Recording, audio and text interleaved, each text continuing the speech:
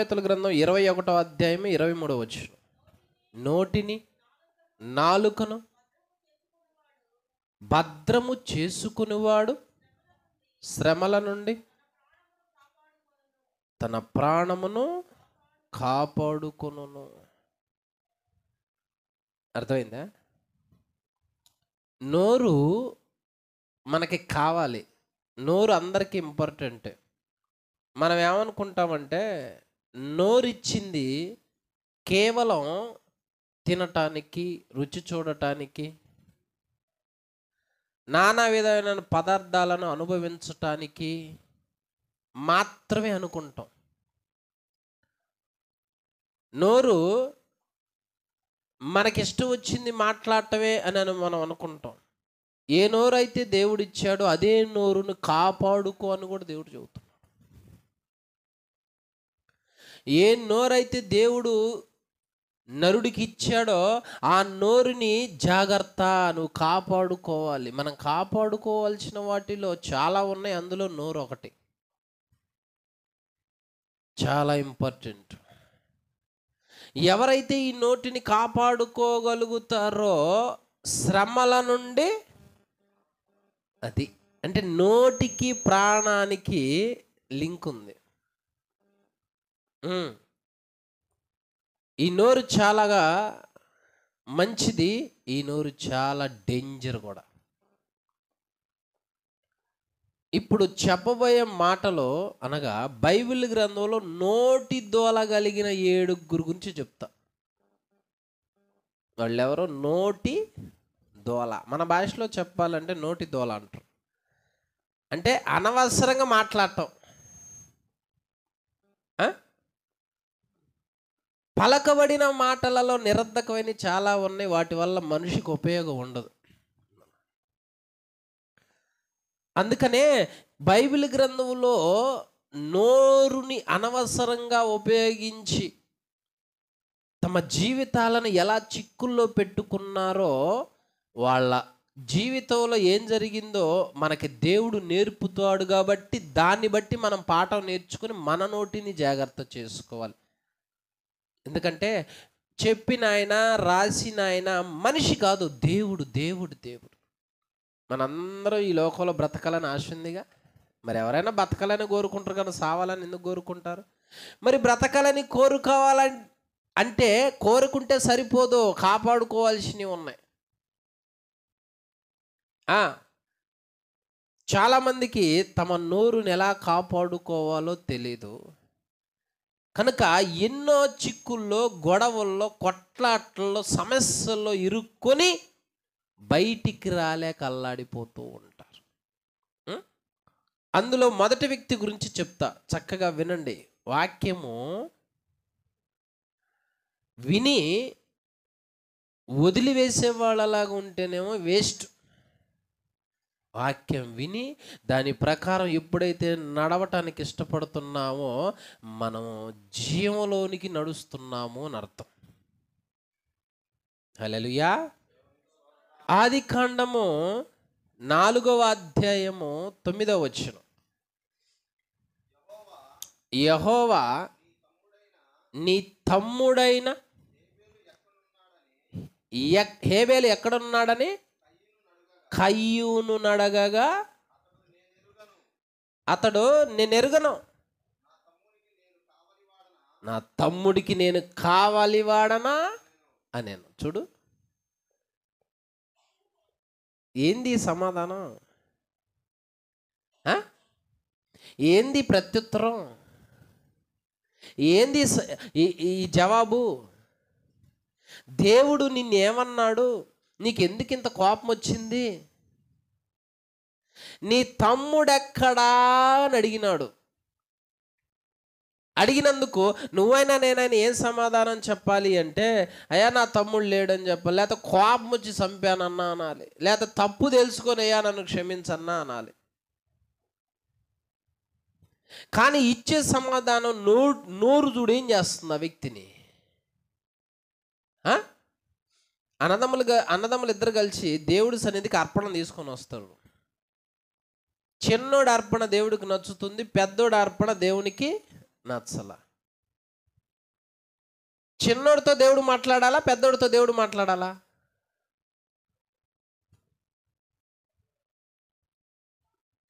ఒక అర్పణ దేవుడు, చిన్నోడి అర్పణ నచ్చింది, పెద్దోడి అర్పణ నచ్చలా. ఎవరితో మాట్లాడాలి ఫస్ట్? అవునా? అంతేగా. కానీ ఆడ అట జరగట్లా, పెద్దోడితో మాట్లాడుతున్నాడు ఫస్ట్ కయ్యంతో మాట్లాడుతున్నాడు. ముఖం చిన్నబుచ్చుకున్నావేమి? ఎందుకు నీవు ముఖం చిన్నబుచ్చుకున్నావు? ఎందుకు దేవుడు కయ్యనుతో ఫస్ట్ మాట్లాడుతున్నాడు అంటే, ఆ చిన్న వ్యక్తి అంటే దేవుడికి ఇష్టమైన అర్పణ అర్పించినాడు కాబట్టి దేవుడి దగ్గర ఉన్న దేవుడితో కలిసిపోయాడు, నీతిమంతుడు కొన్నాడు. ఈ వ్యక్తి నీతిమంతుడుగా లేడు గనక ఎక్కడ జారిపోతాడో, ఎక్కడ పాడైపోతాడో, ఎక్కడ చెడిపోతాడో అని ప్రేమతో ఈ ఇతనితో మాట్లాడుతాడు ఫస్ట్. దేవుడు మనసు చూడు ఎంత గొప్పదో. అర్పణ బాగున్న వ్యక్తితో మాట్లాడట్ల, అర్పణ బాగా తాని వ్యక్తితో ఆ మనసును చూసి మాట్లాడుతున్నాడు. ఎందుకంటే సరి చేయటానికి, బాగు చేయటానికి, దగ్గరికి ఇంకా రప్పించుకోవటానికి, మనసును కట్టడానికి దేవుడు ఈ ప్రేమ చూపించి మాట్లాడుతుంటే కయ్యను ఏమనాలి? అయ్యా, నా తమ్ముడితో ఫస్ట్ మాట్లాడకుండా నాతో మాట్లాడుతున్నా అంటే నా మీద ప్రేమ చూపిస్తున్నావు, అయ్యా నన్ను క్షమించయ్యా అనాల్సింది పోయి నా తమ్ముడికి నేను కావాలా వాడన్నా. దేవుడు మనసు వాక్యం చదివితేనే అర్థమైంది. విచిత్రంగా ఉంటుంది అసలు. అక్కడ చిన్నోడు ఇదేంది నాతో మాట్లాడకుండా పెద్ద ఎంత మాట్లాడుతుండో అనాలి అసలు లెక్క ప్రకారం. కానీ తండ్రి మనస్సు వేరుగా ఉంటుంది ఎప్పుడైనా. ఎందుకు ముఖం చిన్న బుచ్చుకున్నావు అని అడుగుతుండ అక్కడ. ఎరా లెక్క జమ లేకుండా నా సన్నిధికి నీ ఇష్టం వచ్చినట్టు వచ్చి నీ మనసు చెడిపోయి నీ ఇష్టం వచ్చినట్టు అర్పణ అర్పిస్తే నేను ఆలకిస్తాను అనుకున్నావరా, భస్మం అయిపోవునుగాక అంటే అయిపోయేవాడే, పొడుం అయిపోయేవాడు. కానీ దేవుడు ఏమన్నాడంటే, ముఖం చిన్న బుచ్చుకున్నవేంది? బా ఎంత పలకరి. ముఖం అసలు చిన్న బుచ్చుకుంది కూడా చెబుతుండే అక్కడ. నీవు సత్క్రియ చేస్తే ఏమవుతుంది అక్కడ? 4:6 ఆదికాండం. యెహోవా నీకెందుకు కోపం ఎలా? చూసావా దేవుడు ఏమంటాడు? ఎందుకు కోపడుతున్నావయ్యా? నీ ముఖం ఎందుక చిన్న బుచ్చుకున్నావు? నిన్ను ముఖం ఏంది అట్టుంది? అసలు చూడు ఎట్ట మాట్లాడతాడు. నీ ముఖం ఏంది అట్టుంది? ఏంది చిన్నబోయినవేంది? తలదించుకున్నావేంది? కోపడుతున్నావేంది?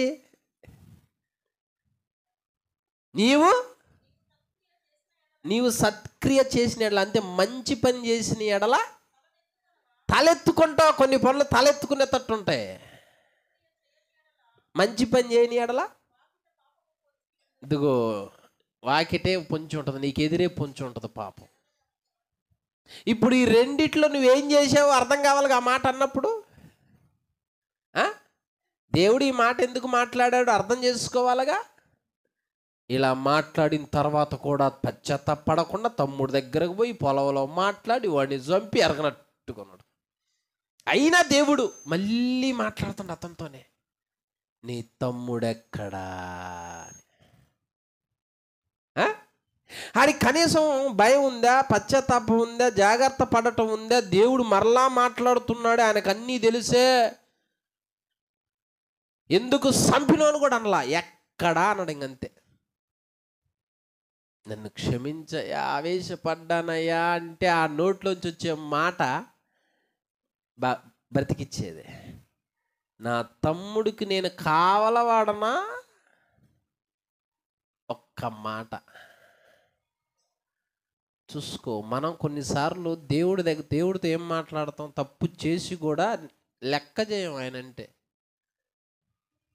కనీసం ఆ భయము, ఆ భయం మనలో కనపడకపోతే, పశ్చాత్తాపం రాకపోతే, దేవుడు అంతటి వాడే క్షమించకపోతే లేదు మనకి బ్రతుకు. నరులు ఈ రోజులో ఎలా ఉన్నారు? భక్తులు ఎలా ఉండాలి అసలు? నా సన్నిధి అంటే నువ్వు నిర్లక్ష్యం చేసావు, లేకపోతే పొరుగు వ్యక్తి అంటే నిర్లక్ష్యం చేసావు, నువ్వు తప్పు చేశావు. ఆ తప్పుకు తగ్గ పశ్చాత్తాపము, భయము ఉంటే నోట్లోంచి ఆ మాట రాదు, పశ్చాత్తాపం వస్తుంది. అంటా ఉన్నాడు, నా తమ్ములకి నేను కావాలా వాడనా అంటే, అరే నువ్వు ఎవరితో మాట్లాడుతున్నావు అర్థమవుతుందా? మీ నాన్నతోనా, మెమ్మతోనా, లేకపోతే నీ స్నేహితుడితోనా? ఏంది అంత కేర్లెస్గా సమాధానం చెప్తున్నావేంటి? ఆయన ఎవరో, ఆయన ఎందుకు అలా మాట్లాడుతున్నావు? నువ్వు తప్పు చేసావని ఆయనకి తెలుసు, తెలిసి కూడా మరలా ఎందుకు నీతో అలా మాట్లాడుతున్నా మనసు అర్థమైతే వెంటనే క్షమించమనేవాడే. అయినా నువ్వేంది నన్ను చేసేది అన్నట్టు మాట్లాడాడు. నోటి దోల. దేవుడు జాగ్రత్త. అందుకే దేవుడి సన్నిధికి వచ్చినప్పుడు నీ మాటలు జాగ్రత్తగా మాట్లాడు. నువ్వు దేవుని మందిరమునకు వచ్చినప్పుడు నీ ప్రవర్తన జాగ్రత్తగా చూసుకొని నీ నోటిని కాచుకో. నీ ఇష్టం వచ్చినట్లు మాట్లాడ మాకు. నా నోరే నా ఇష్టం మాట్లాడుతుంటే దేవుడు ఏమంటారంటే, సరే నీకు నోరు ఇచ్చింది ఎవర్రా? మానవులకు నోరు ఇచ్చింది ఎవరు? ఇప్పుడు మనం మాట్లాడుతున్నాం అంటే నోరు ఇచ్చింది ఎవరు? ఆయనేగా. లెక్క అడుగుతాడుగా. అడగడా? అడుగుతాడు. అంటే వీడికి ఆ వ్యక్తికి ఆ భయం కూడా లేదు, కయ్యనికి. జాగ్రత్త. అందుకే నోటిని కాపాడుకో. ఎప్పుడైతే ఈ మాట మాట్లాడాడో ఇక అతనికి ఇచ్చిన టైం అయిపోయింది, అతని మీద చూపించిన ప్రేమ అయిపోయింది. అతను పశ్చాత్తాపం పడట్లేదు. ఇక ఆ భయం, ఆ వేదన కూడా ఉండట్లేదు అతనిలో. అమ్మ, అన్యాయంగా నా తమ్మును చంపానని. ఈ పలకబడిన నిర్లక్ష్యం కలిగిన మాట, ఆ ఒక్క మాట దేశ దిమ్మర్ని చేసింది అతన్ని.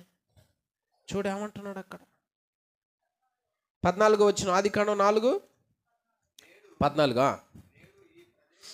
నేడు ఈ ప్రదేశం నుండి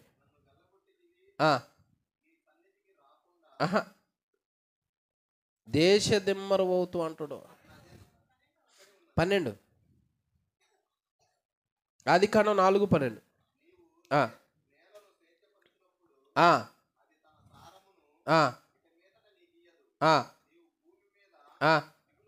దిగులు పడుచు. వామ్మో, చూశావా? నీ బ్రతుకు దినాలంతటా సుఖం రాదు. దిగులు దిగులు దిగులు దిగులు. చాలాసార్లు ఈ మాట మనం మాట్లాడతాం, దిగులయ్యా దిగులు దిగులు దిగులు. నీ బ్రతికే దినాలంతటా కూడా నీకు దిగులే. నువ్వు దేశ దిమ్మరవి. నీ నోటి వలన ఈ శిక్ష మనకి రాకూడదు, రప్పించుకోకూడదు. అందుకే నోటు కాచుకో. నోరు చాలా విలువైంది. చూడు, గొప్పోళ్ళు సైతం, పెద్దోళ్ళు సైతం నోటిని ఎంత దురుసుగా ఉపయోగిస్తారో, ఎంత దురుసుగా మాట్లాడతారో, ఎంత అలుసుగా మాట్లాడతారో, ఎంత హేళనగా మాట్లాడతారో, ఎంత ఎగతాళిగా మాట్లాడతారో, ఎంత అపహాస్యంగా మాట్లాడుతాడో. నా నోరు నా ఇష్టం అంటే ఇక్కడ లేఖనం ఏమంటా ఉన్నదంటే, ఒక్క మాట మాట్లాడినందుకు సందర్భానుసారంగా మాట్లాడటం నేర్చుకోవాలి తప్ప ఏది పడితే అది వాగితే మనకే తిప్పలు. సామెతలు 6:2 చదువు. నీ నోటి మాటల వలన నీవు చిక్కబడి ఉన్నావు, నీ నోటి మాటల వలన పట్టబడి ఉన్నావు. నోరు ఏం చేసింది? పట్టించింది. ఎంత నోరే లైఫ్ని దిగులు, శ్రమ, దేశ దిమ్మరి పాలు చేసింది. అందుకనే నాలుకను, నోటిని జాగ్రత్తగా ఉపయోగించాలి. కొన్నిసార్లు అదుపు తప్పి మాట్లాడతాం. దేవుడితో మనం మాట్లాడేటప్పుడు జాగ్రత్తగా సమాధానం. ఇది దేవుడితో మాట్లాడిన మాటలు ఇవి. అర్థమైందా? మనం కూడా దేవుడితో మాట్లాడేటప్పుడు దేవుని విషయంలో నాలుక, నోరు జాగ్రత్త. ఎట్లా పడితే ఎట్లా వాగొద్దు, మాట్లాడొద్దు. సరిగ్గా ప్రార్థించాలి, సరిగ్గా మొరపెట్టాలి, సరిగ్గా మాట్లాడటం నేర్చుకోవాలి. దేవుడు అడిగిన దానికి సమాధానం చెప్పాలి. ఎందుకు ఇలా జరిగింది అని దేవుడు మాట్లాడుతున్నప్పుడు వాక్యం ద్వారా అయ్యా ఇట్లా జరిగిందిలే అయ్యా తొందరపాట్లు అనేటట్లుగా ఉండాలి. నీకు నేను సమాధానం చెప్పాలన్నంత మాట్లాడితే అదే మన మీదకి శిక్ష వస్తుంది. ఇక జాగ్రత్తగా ఉండాలి. ఇది మొదటి వ్యక్తి. రెండవ వ్యక్తి, 2 సమూయేలు గ్రంథం 16వ అధ్యాయము 7, 8 వచనాలు. 2 సమూయేలు గ్రంథము 16వ అధ్యాయము 7, 8 వచనాలు. ఈ షిమి నరహంతకుడా, దుర్మార్గుడా, చీపో నీ వేల వలనని నీవు వెళ్ళగొట్టిన సౌలు ఇంటి వారి హత్యను యెహోవా నీ మీదకు రప్పించి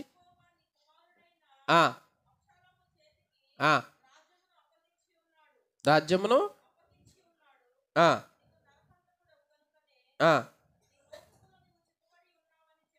నీవు నరహంతకుడు గనుకనే నీ మోసలో నీవు చిక్కబడి ఉన్నావని చెప్పి రాజును నేను అడుగుతున్నా.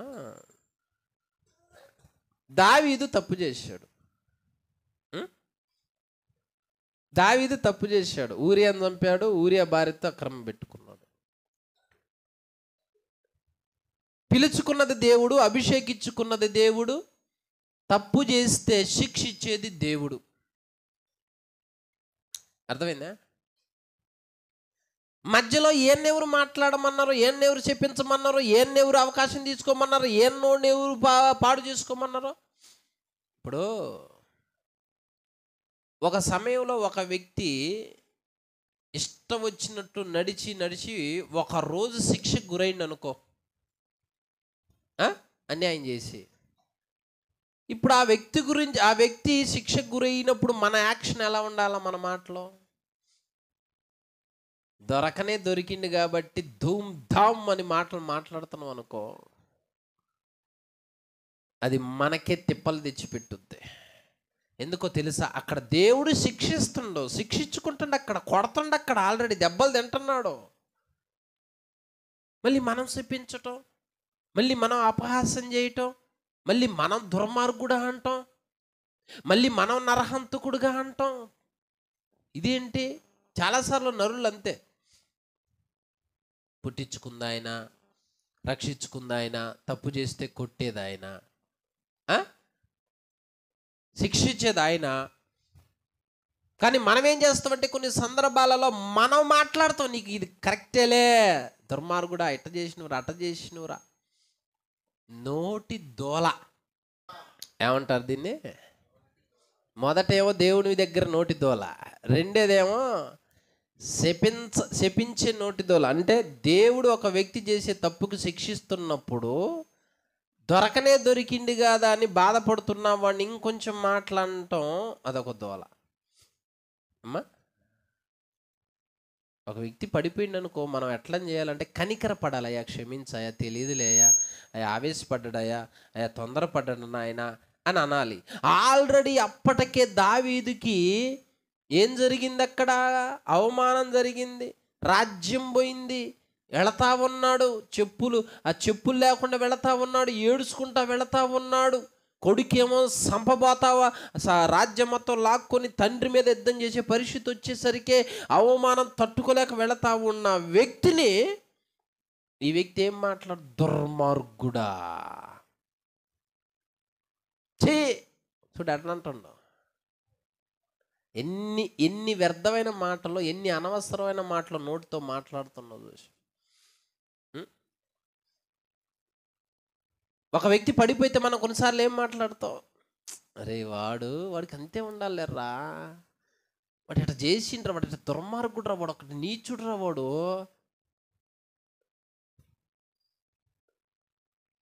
లేఖనం ఎప్పుడు కూడా అబద్ధం చెప్పదు. రోమిలికి రాసిన పత్రిక 12:19 చూడండి. ప్రియులారా, మీకు మీరే పగ తీర్చుకొనక దేవుని ఉగ్రతకు చోటీయడి. పగ తీర్చుట అదిగో చూడు, నేనే దేవుడు ఇయ్యాలి. చలో, ఇప్పుడు ఆయనే చెప్పిండుగా, మీరు కాదు నాయన యాక్షన్, నేను తీసుకుంటా. నిన్ను ఎవడైనా అనవసరంగా హింసించినా, దూషించినా, హేళన చేసినా, అవమానపరిచినా ఆ వ్యక్తికి తగిన సమయంలో నేనే ప్రతిఫలం ఇస్తా. అతన్ని నేను ప్రతిఫలం ఇస్తున్నప్పుడు, కొడుతున్నప్పుడు, బుద్ధి చెబుతున్నప్పుడు నీవు దురుసుగా మాట్లాడకూడదే. ఇంక నువ్వు అంతేలే, నీకు అంతే జరగాలి, నువ్వు నాశనం కావాలే. ఇంకొంచెం మాట్లాడుతున్నాను అనుకో, దేవుడు ఏమంటారంటే, అతను చేసిన తప్పుకి ఎంతైతే శిక్ష రావాలో నేను ఇస్తున్నాగా, ఏ రేంజ్లో ఎంత ఫలం ఇవ్వాలో నేను ఇస్తున్నాగా, మరలా నువ్వెందుకు ఎంటర్ అవుతున్నావు? నీ నోటిని మరలా అపవిత్రపరుచుకుంటున్నావు ఎందుకు? నువ్వెందుకు దుర్మార్గుడు అంటున్నావు? నువ్వెందుకు చీచి అంటా ఉన్నావు? నువ్వెందుకు చేసిన తప్పుని ఏలెత్తి చూపిస్తున్నావు? కాబట్టి ఈ షిమీ చేసిన తప్పుకి ఒక రోజు ఏం జరిగింది? మొదటి రాజుల గ్రంథం 2:8. బెన్యామీనీయుడైన గెరా కుమారుడును బహూరీము ఊరివాడునైనా షిమీ నీ యొద్దనున్నాడు. నేను మహానయమునకు వెళ్ళుచుండగా నన్ను శపించును. నన్ను ఎదుర్కొనుటకై అతడు యోర్దాను నది యొద్దకు దిగిరాగా కత్తి చేత నేను నిన్ను చంపనని ప్రమాణం చేసి తిని వాని నిర్దోషిగా ఎంచవద్దు. నీవు సుబుద్ధి గలవాడవు గనక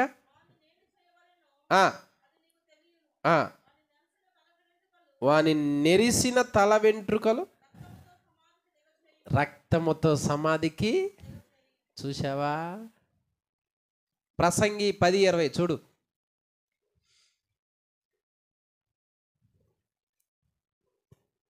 ప్రసంగి 10:20.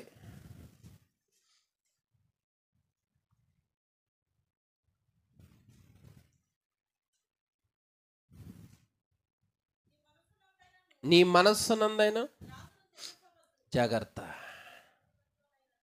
నీ మనస్సునందైన రాజును నువ్వు శపించకూడదు. శపించొద్దు. ఏలయనగా ఆకాశ పక్షులు సమాచారం కొనిపోవును, రెక్కలు గలది సంగతి తెలుపును. అర్థమైందా? చెప్పిండా?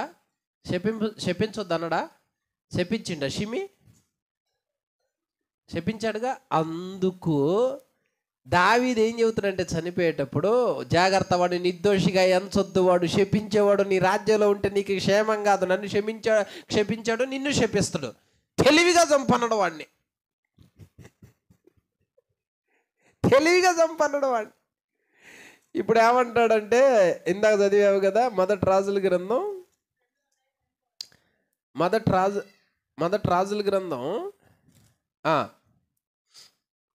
2వ అధ్యాయము 36వ వచనం.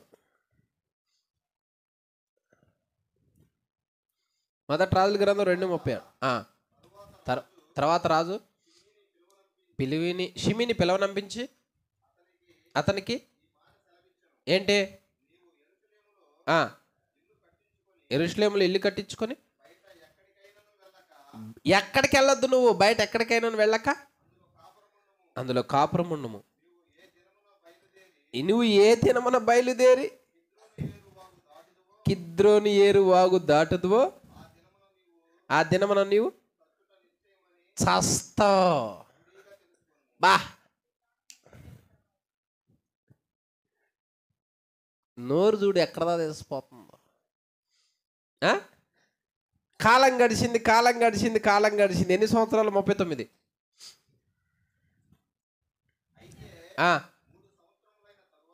3 సంవత్సరాలు అయిన తర్వాత షిమి యొక్క పనివారిలో ఇద్దరు పారిపోయి మయాక కుమారుడైన ఆకీషును గాతురాజు వద్దకు చేరిరి. అంతటా నీవారు గాతులో ఉన్నారని షిమీకి వర్తమానం రాగా షిమీ లేచి గాడిదకి గంత కట్టి తన పనివారిని ఎతుకుటకై గాతులో ఆకీషినద్దుకు పోయాను. ఇలాగన షిమి పోయి గాతులో ఉన్న తన పనివారిని తీసుకొని వచ్చిండా. సొలొమోనుకు తెలిసింది ఈ విషయం. తెలిసి 44వ వచనం 43వ వచనం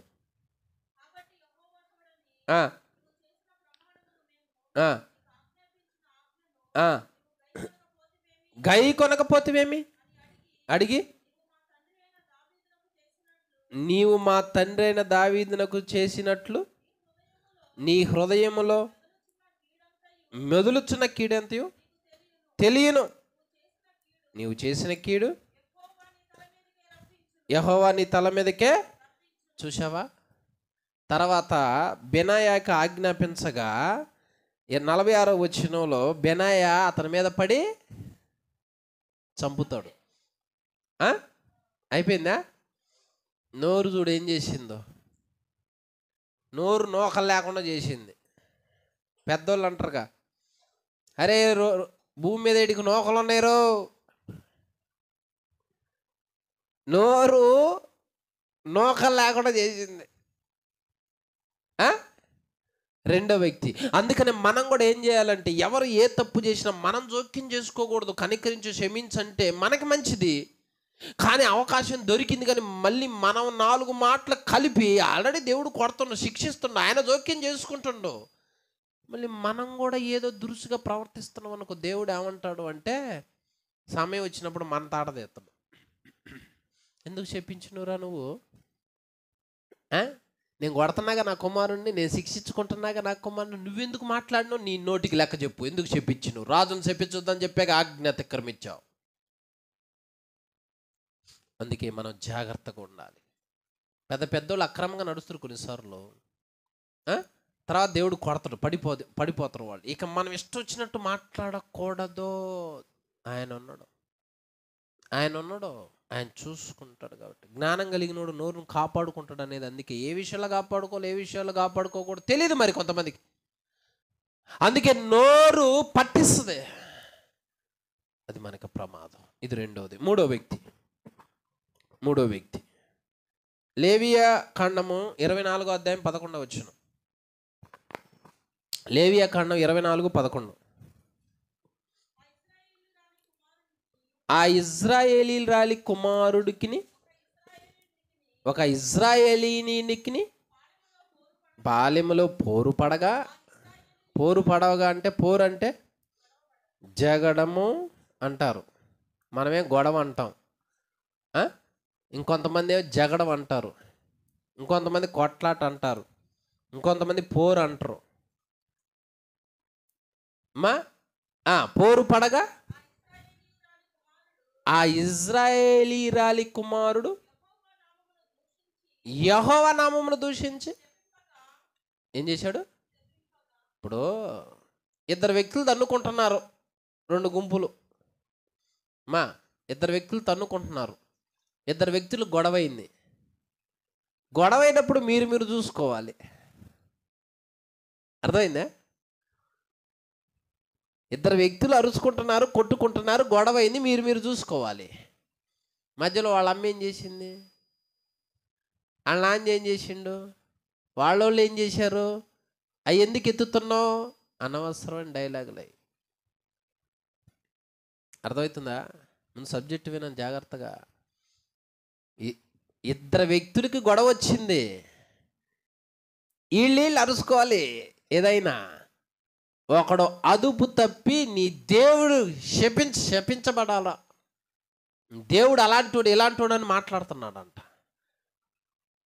గొడవ వీళ్ళిద్దరు చూసుకోవాలి. మళ్ళీ ఆయన ఏం చేసిండు గమనించారా? 2 వ్యక్తులు అనుకుంటున్నప్పుడు, అరే మీ అమ్మ ఎలాంటిది, మీ నాన్న ఎలాంటిదిరా, మీ అమ్మ ఎందుకట్ట ఈ టాపిక్ ఎందుకు వస్తుంది? టాపిక్ వీళ్ళిద్దరిది అరుచుకోవటం, వాళ్ళు ఎందుకు వస్తున్నారో? ఇదే నోటి దోల.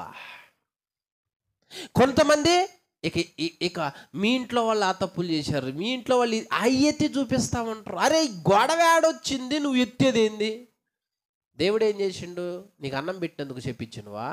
నిన్ను రక్షిస్తున్నందుకు చెప్పించినవా? నిన్ను కాపాడుతున్నందుకు చెప్పించినవా? దేవుని ఎందుకు చెప్పించావు? ఈ మూడోదిగా ఏంటి అంటే, ఎవరైనా ఏదన్నా మాట్లాడుకుంటున్నప్పుడు వాళ్ళిద్దరిలో మాట్లాడుకోవాలి తప్ప తల్లిదండ్రులను, ఇతరులను, వేరే వాళ్ళను, వాళ్ళని చులకం చేసి వాళ్ళను దూషించి ఇలాంటి వాళ్ళు అలాంటి వాళ్ళు అనకూడదు. భర్త భార్య గొడవ వచ్చినప్పుడు భర్త ఏమో వీళ్ళిద్దరు రాసుకుంటా, అసలు మెమ్మోళ్ళు ఏం పెట్టిండ్రు నాకు, మెమ్మోళ్ళు ఏం చూసిండ్రు నాకు, అసలు మీ అన్న అలాంటాడు, మీ అమ్మ అలాంటిది, ఎందుకు ఇవన్నీ? ఈ భార్య ఏమంటుంది, అసలు మీ ఇంటి వాళ్ళందరూ, అరే వీళ్ళిద్దరిది కదా అసలు గొడవ, మళ్ళీ పాపం వాళ్ళ దగ్గరికి ఎందుకు పోయింది? మీ ఇంట్లో నాకేం పెట్టిండ్రు బట్టలు వాళ్ళ బతుకులకి అంటాడు. మీ ఇంట్లో ఏమైనా పెట్టిండ్రో మాకు అని అంటది. అంటే ఒక సంగతి, ఒక గొడవ జరుగుతున్నప్పుడు వాళ్ళిద్దరిలో తెలుసుకోవాలి, కానీ వాళ్ళిద్దరు మాట్లాడుకోవాలి. అది అనవసరమైన వాళ్ళని మధ్యలో తీసుకురాకూడదు. అనవసరమైన వాళ్ళని కలిపి శపించకూడదు, మాట్లాడకూడదు. వాళ్ళ బతుకును బయట, వాళ్ళు ఎలాంటి వాళ్ళు అయితే నీకెందుకు, వాళ్ళు ఏది చెప్తే నీకెందుకు? దేవుణ్ణే తీసుకొచ్చిండు ఆ టాపిక్లోకి, వాళ్ళ గొడవలోకి దేవుడిని తీసుకొచ్చిండు. ఏంది ఇది? అందుకే జాగ్రత్తగా ఉండాలి. ఈరోజు లెవనస్తులు అరుచుకుంటున్నారు అనుకో, ఇక వాడు తిడతాడు వాళ్ళని, అక్కని తిడతాడు, పెళ్ళాలని తిడతాడు, అమ్మల్ని తిడతాడు, నాన్నని తిడతాడు, వాళ్ళ మొత్తాన్ని బండబూతులు తిడతాడు. అవకాశం ఉంది కదా అని మీరు మాట్లాడుకోకుండా, ఇక్కడ తేల్చుకోకుండా అనవసరమైన వాళ్ళ నోటు దురుసుగా నువ్వు మాట్లాడి వదిలిపెడితే దేవుడు ఊరుకుంటాడు? పలకబడిన మాటల లెక్క చెప్పాలి. నోటి మాటకు లెక్క చెప్పాలి. లెక్క చెప్పకపోతే ఉంటుంది రేపు. అందుకే నోటిని కాపాడుకోమనేది. అందుకే మరి మొదటేమో దేవుడు అడిగిన దానికి సరిగ్గా సమాధానం చెప్పాలా. రెండవది ఏ సందర్భం చెప్పెక్కడ, ఒక వ్యక్తిని దేవుడు శిక్షిస్తున్నప్పుడు మనం ఎంటర్ అయ్యి అంతే జరగాలే ఎట్లానే ఉండాలో మనం అనకూడదు, ఇంకొంచెం ఎక్కువ మాట్లాడకూడదు. ఈ మూడవది, ఇద్దరు వ్యక్తులకు గొడవ వస్తున్నప్పుడు అంతటితోనే అది తేల్చుకోవాలి తప్ప ఇక అనవసరమైన వాళ్ళని ఎత్తి చెప్పి, వాళ్ళని దూషించి, వాళ్ళని అవమానించి, వాళ్ళ బతుకును బయట పెట్టి నలుగురు ముందు నవ్వులు పాలు చేయటం, హేళన చేయటం చేయకూడదు. ఇది నోటి దోల.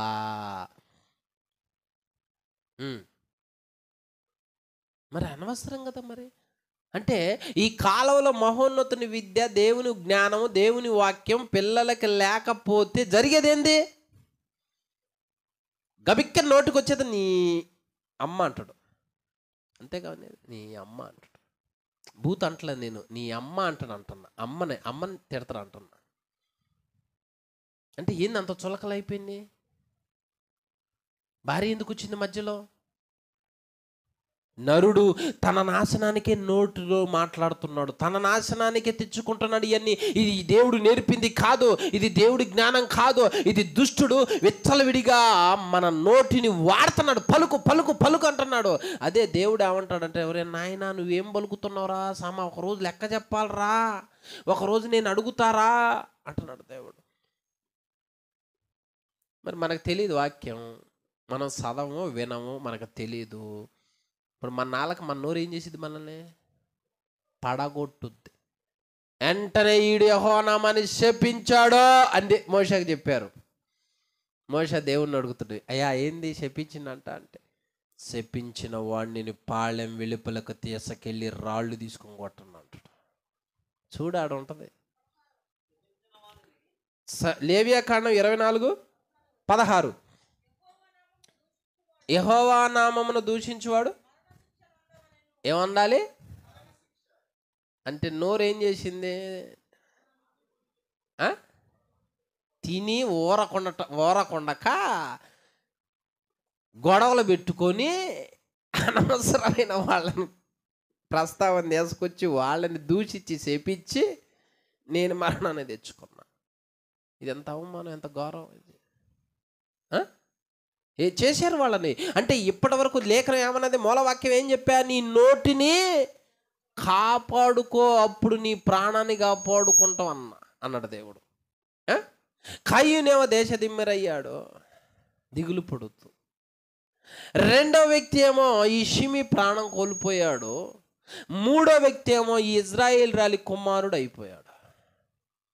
అంటే నోరేం చేసింది? నోరే కత్తితో పొడిచింది కాదు, బాంబు పెట్టి పేల్చింది కాదు, ఏది కాదు, నోరే పడగొట్టింది. అంటే దీన్ని బట్టి నోటి విషయంలో మనం ఎంత జాగ్రత్తగా ఉండాలి.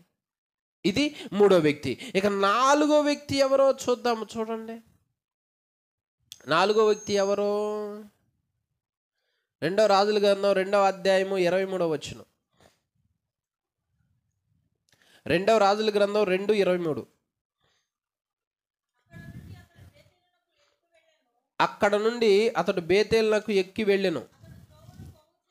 అతడు త్రోవను పోవుచుండగా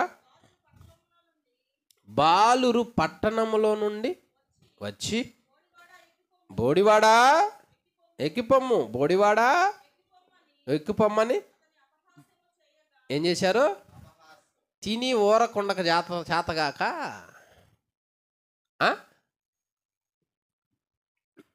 అర్థమైందా ఇప్పుడు నేను చెప్పింది? నరుడి కంట తిండి ఎక్కువ ఉండకూడదంట, లిమిట్లోనే ఉండాల. ఎక్కువైతే శరీరం లోబడదు. ఈ 4వ నోటితో ఏందనుకున్నావు? ప్రవక్త అయిన ఎలీషాకి బట్టతల. వీళ్ళనేమనలా, ఆయన దారి నేను ఎక్కి వెళతా ఉన్నాడు. వీళ్ళేంది ఆ బోడిగుండు చూసేసరికి, అరే బోడోడో పో పో ఎక్కువ అంటున్నారట. బోడిగుండు. చిన్నప్పుడు మరి మాకు ఏం తెలియదు, మరి ఏం చేస్తావు చెప్పు? ముసలోళ్ళని ఆట పట్టించటం,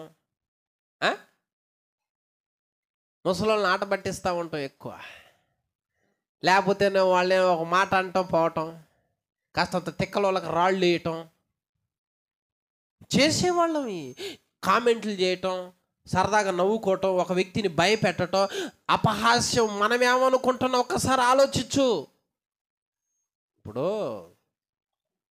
కొంతమందికి పుట్టుకతో ముక్కు మొఖాలు ఎలా ఉంటాయి అంటే, ఒక వ్యక్తి ముక్కు లావో, పెదాలు లావో,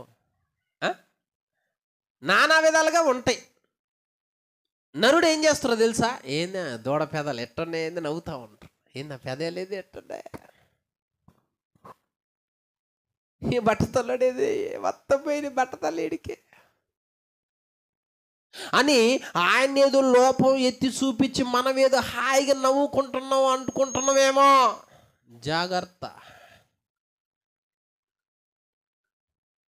పెళ్లి చూపులకు పోతే పిల్లని పెట్టే వంకలో సామాన్యమైనవి కదా. అమ్మో, ఎన్ని వంకలు పెడతారు. ఒక వ్యక్తి నడక నడుస్తుంటారు, ఈ చూడు ఈ నడక చూడు ఎంత ఎగతాలి కదా, అటు ఇటుగాను నడిచినట్టు నడుస్తుండు వాడు. అరే ఈడి మాట చూడెట్టుంది, ఈడి మాట చూడెట్టుందా, అరే వాడు చూడు నత్తి మాట్లాడుతున్నాడు. నత్తిని చూసిన అపహాస్యమే, కాస్త చదువు రాకపోయినా అపహాస్యమే, పని సరిగి చేయకపోయినా అపహాస్యమే, శరీరంలో అవయవాలు ఏదైనా లోపం ఉన్న అపహాస్యమే. కొంతమంది ఎదగరు, పొట్టిగానే ఉంటారు, వాళ్ళని చూసినది వాళ్ళు చూడు వాళ్ళని అపహాస్యమే. అంటే ఈ కాల జ్ఞానం ఏమి నేర్పుతుందా అంటే, వాళ్ళని చూసి మనం ఏదో గొప్పోళ్ళం, పెద్దోళ్ళం, ప్రయోజకులం అనుకున్నట్టు రేంజ్గా వాళ్ళని చూసి నవ్వుకుంటున్నాం మనం. దేవుడు ఏమంటారంటే, నా చేతి పనికి వంక పెడతావరా నువ్వు? బట్టతల్లో దేవుడు నేను పెట్టుకున్నది. బట్ట నొసటి వాడు దేవుడు చేస్తేనే ఏదైనా వచ్చేది. నా ఇష్టం, అతను నేను పుట్టించుకున్నా. ఒక వెంట్రుక రావటమైనా నా చిత్తం ఉంటేనే నేను పుట్టించుకున్నా. నువ్వేంది మళ్ళీ ఏంది ఎగతాళి చేస్తావేంది, హేళన చేస్తావేంది? ఈ రోజుల్లో ఒకళ్ళని చూసి ఇంకొకళ్ళు ఒకళ్ళ లోపాలు చెప్పటం, వీళ్ళు నవ్వుకోవటం, ఒకళ్ళ లోపాలు చెప్పటం, వీళ్ళు నవ్వుకోవటం, ఒకళ్ళు ఏలెత్తి చూపించటం, వీళ్ళు నవ్వుకోవచ్చు. అపహాస్యం అయిపోయిందంట. జోకులు. నలుగురు గుంపు ఉన్నారు అనుకో, ఆ నలుగురు గుంపులో ఇతరుల గురించి చెప్పి భలే జోకులు వేసుకుంటా ఉంటాం. ఏంది జోక్ అంటే? అదే జోక్ అంటే. చెప్పు, చూసారా ఎప్పుడన్నా? ఆ ప్రాంకుల్లో వాడు పాపం మెదలకుండా వస్తూ ఉంటారు. వీడు లేదు అంతే అట్లా కొట్టబోతాడు, వాడు అంతే భయపడేసరికి వీడు మెదలకుండా పోతాడు. మనిషిని భయపెట్టి కూడా నవ్వుకోవాలి. కాలం ఏమైపోయింది, వాళ్ళ నోరు ఏమైపోయింది, ఏంది నోరు ఇలా తయారైపోయింది, మనుషులేంది ఇలా అయిపోయారు. నోరు ఇచ్చింది ఎందుకు? నీ నోటితో ఆశీర్వచన పలుకు, నీ నోటితో దీవెన వచ్చిన పలుకు, నీ నోటితో తండ్రికి మొరపెట్టు, నీ నోటితో తండ్రికి విజ్ఞాపన చేయి, నీ నోటితో పాటలు పాడు, నీ నోటితో దేవుని మహిమపరచు, నీ నోటితో వాక్యాన్ని చదువు, కృతజ్ఞతావచనమే ఉచ్చరించు. అరే ఇవన్నీ లేకుండా అడ్డవైన మొత్తం పలుకుతూ ఉన్నాం అనుకో, నోరేం చేసింది? ఇంతకు ఆడేమయ్యాడు? ఏమయ్యారు వాళ్ళు 42 మంది? అతడు వెనుకకు తిరిగి వారిని చూచి యెహోవా నామమును బట్టి శపించిన తర్వాత అప్పుడు 2 ఆడు ఎలుగుబంట్లు అడవిలో నుండి వచ్చి చీల్చేసినాయి అంట. 2 ఆడు ఏం చేసినాయి? ఊర్రే సరదాకి ఏదో మాట్లాడి నవ్వుకుంటే అర్థమైందా? సరదా అంటే దీన్ని బట్టి అర్థమైంది, నేను నోరుంది కదని సరదాకి కూడా ఎవరిని పడితే ఆయన చూడు జుట్టు మొత్తం తెల్లగా అయింది, అరే ఈ చూడు మొత్తం నల్లగా ఉన్నాడే. పిల్లలకి జ్ఞానం నేర్పకపోతే ఇదే జరిగింది మరి. అర్థమైందా? ఎర్రగున్న వాళ్ళు అంటేనేమో బో అంటాం, పాపం నల్లగా ఉంటారు మరి కొంతమంది. వాళ్ళని చూస్తే చూడు ఇంత నల్లగా ఉన్నాడు, చూడు ఇవ్యా ఏది అంటున్నాడు.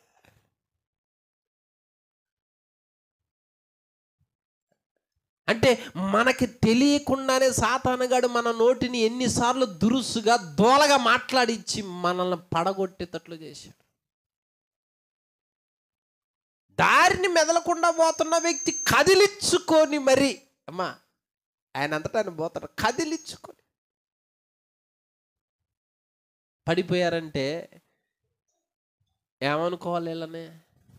మరి ఈ కాలంలో ఎంతమంది ఉన్నారో? యూత్, ముఖ్యంగా యూత్ ఎంత చెలగాటలో ఉన్నారు తెలుసా ఈ రోజుల్లో తెలియక.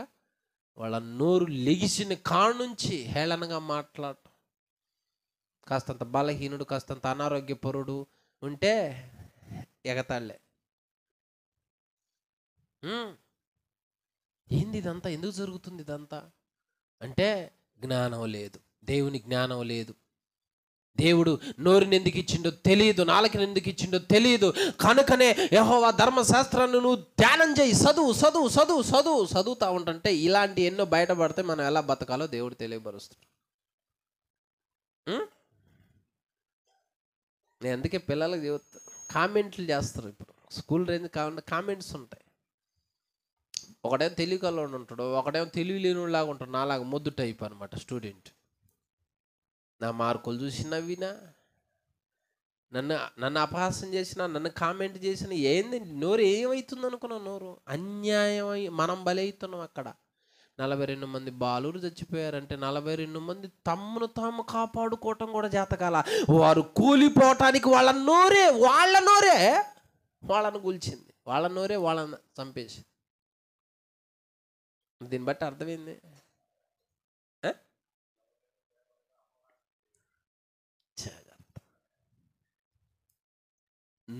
నాలుక మందం ఉన్నైనా దేవుడే పుట్టించుకుంటున్నాడు, నల్లోళ్ళైనా పొట్టోళ్ళైనా ఆయన వస్తుంది. అవునా కదా? ఒక్కొక్కళ్ళు శుభ్రంగా ఉండరు. మరి ఎగతాళి అది ఆసరాగా తీసుకుని ఎగతాళి చేసుకుంటున్నావు అనుకో, దేవుడు ఏమంటాడంటే వాడు అలాంటి వాడారా మరి? గ్రాసేను దేశంలో వాడి పరిస్థితి బాగాక వాడు అట్టున్నాడో, మరి దేవుడు ఎంత నవ్వుకోవాలి? కనికరపడి వాడిని విడిపించాడంట. అదే మనమైతే ఈ కాలంలో ఉన్న నవ్వుకునేవాళ్ళు. చేయకూడదు అదంతా. ఏదైనా వాక్యం మనకి నేర్పుద్ది. చేతులు ఎలా నాలుక, కళ్ళు, సమస్తమైన వాటిలో దేవుడు ఇలా ఉండాలి నాన్న, ఇందుకే నేను నీకు ఒక అవయవం ఇచ్చా, దీన్ని ఇలా ఉపయోగిస్తే నువ్వు దీర్ఘాయుష్మంతుడు అవుతావు. నీ నోరు చక్కబెట్టుకుంటే నువ్వు బాగుపడతావు. నీ ప్రాణమే నీ నోటి మీద ఆధారపడి ఉన్నది. నీ నోరు జాగ్రత్త కాపాడుకుంటే నీ ప్రాణాన్ని కాపాడుకుంటావు ఎక్కడికి పోయినా. అంతేగాని ఆ నోరు నాది, నా నోరు నా ఇష్టం, నా నోరు నా ఇష్టం అన్నావు అనుకో, నీ నోరే ఇదిగో భక్తులు వాళ్ళ నోరే అడ్డదిడ్డంగా మాట్లాడినందుకు వాళ్ళు ఎట్టయ్యారు, వాళ్ళు అయిపోయాడు. ఎంతమంది జీవితాలు నాశనమని ఇప్పుడు. నోటి దోల. తల ఉంటే నీకెందుకు, జుట్టు ఉంటే నీకెందుకు, ముక్కొగ్గరైతే నీకెందుకు, ఏదైతే నీకెందుకు. మనం ఏం చేయాలా? దేవుడి సృష్టిలో వాళ్ళు ఒకళ్ళు. అన్నీ మనం అంతా చక్కగా ఉన్నామా చెప్పు? మనం అన్నీ చక్కగా ఉన్నామా? ఏమే లేవు, మనం చక్కగా లేవు. కానీ నరుడు ముఖాన్ని దేవుడు లక్ష్య పెట్టడు. అంటే హృదయాన్ని చూస్తాడో దేవుడు. మనం పై రూపాన్ని ఎక్కువ చూస్తూ ఉంటాం. రూపం అంతా బాగున్న వాళ్ళు హృదయం బాగుందని కాదాడా. ఆయన నల్లగా ఉన్న వాడుకుంటాడు, కుష్టున్నా కానీ స్వస్థపరిచి వాడుకుంటాడు. ఏ వ్యక్తిని దూషించకూడదు, హేళన చేయకూడదు. ఎబ్బా నీ దగ్గర ఎప్పుడు దగ్గే, ఎప్పుడు నీకు రాగమే, హే హే అరే వాడు అని పేరు పెట్టి నవ్వుకుంటున్నావు అనుకో, ఒకరోజు మనల్ని కూడా అహు అహు అంటాం అన్నమాట. ఇంకా ఆ పేరు మనకు కూడా పెడతారు. ఇక దగ్గోడు దగ్గోడు దగ్గోడు రావు దగ్గోడు ఆ పేరు మనం పెట్టి అపహాసం చేసుకున్నాగా. బాలురు అంటే ఎవరు? యవనస్తులు వాళ్ళు. అలాంటి వాళ్ళు 42 మంది అంట. ఆడు ఎలుగుబంట్లు చీల్చిని అంట వచ్చి. వాళ్ళ తల్లిదండ్రులకి ఎంత బాధ, తల్లిదండ్రులు ఎంత ఏడవాలి. అట్లా కాదు, పిల్లలు పాడైపోతున్నారు. మరి ఏదో ఒక రూపంలో శిక్ష వస్తుంది. మరి దేవుడి శిక్ష ఏదో ఒక రూపంలో వస్తుంది. మరి వయసు పిల్లలు ఎందుకు పాడైపోతున్నారు, చెడిపోతున్నారు అంటే ఏదో ఒక రూపంలో వస్తుంది వాళ్ళకి శిక్ష. నోరు నోరు నోరు నోరు. కనుక మనం ఏం చేయాలంటే ఎక్కడ ఏం మాట్లాడాలో అంతవరకే మాట్లాడి నోరుని సాధ్యమైనంత వరకు మౌనంగా ఉంచుకోవటం నయం. ఊరకొండకి రేగుతూదు మాట్లాడుతుండేవాడిని లేఖనం ఏమంటున్నదే, వాడి జ్ఞానం లేనివాడు అజ్ఞాని. సమయం సందర్భానుసారంగా మాట్లాడు. వాడిని గనక వాడు తెచ్చిందే సరైన అర్పణ కాదు, ఎందుకురా నాయన అంటే అక్కడే ముఖం చిన్నబుచ్చుకుంటాడు. భక్తి ఏమో సరిగి చేయడు, ఎందుకు చేయలేదంటే చిన్నబుచ్చుకుంటాడు. కోపం వచ్చేమో భక్తి చేసినోడు చంపుతుడు. అరే ఎందుకు రా, ఏడ్రా మీ తమ్ముడు ఏడ్రా అని అడుగుతూనేమో అడ్డదిడ్డమైన సమాధానం చెబుతాను, తిక్క సమాధానం చెబుతుడు. ఏంది అందుకే నిన్ను అడుగువారికి నువ్వు ఎలా చెప్పాలి? సాత్వికముతో సమాధానం చెప్పాలి. నిన్ను అడిగే వాళ్ళకి నువ్వు ఎలా చెప్పాలి? సాత్వికముతో, భయముతో ప్రత్యుత్తరం ఇవ్వాలి. పెద్దోళ్ళు అంటే రెస్పెక్ట్గా సమాధానం, కేర్లెస్గా ఏం చెప్పయింది తప్పది చెప్పకూడదు. రెస్పెక్ట్, వాళ్ళ వయసుకి రెస్పెక్ట్, వాళ్ళ భక్తికి రెస్పెక్ట్. చులకనగా చూసి మాట్లాడకూడదు. మనమే చులకనగా చూస్తే మనల్ని ఎంత చులకనగా చూడాలి మరి ఆయన పరిశుద్ధుడైన దేవుడు.